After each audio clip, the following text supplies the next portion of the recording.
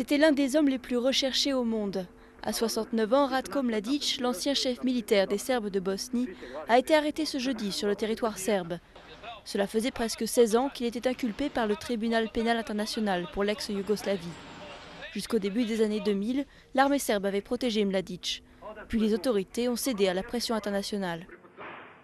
Je vous annonce que Ratko Mladic a été arrêté aujourd'hui au cours d'une action des services secrets serbes et du Bureau de recherche des crimes de guerre.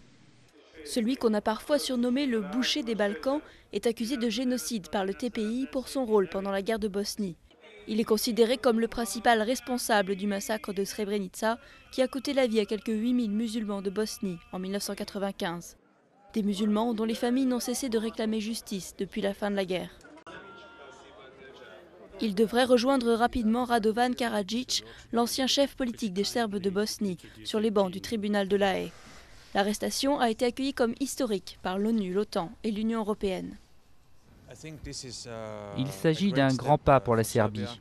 Je dirais, en mon nom personnel, que la Serbie peut s'attendre maintenant à une réaction de la part de Bruxelles. Tout le monde parle de la candidature de la Serbie, mais le plus important est que toute la région va maintenant de l'avant. La Croatie deviendra bientôt un membre de l'Union européenne et la Serbie un pays candidat. La Serbie doit encore arrêter Goran Hadžić, un ancien leader des Serbes de Croatie. Il est activement recherché, a assuré le président serbe, puis la porte sera enfin ouverte à une poursuite du rapprochement avec l'Union européenne que demande depuis des années le gouvernement de Belgrade.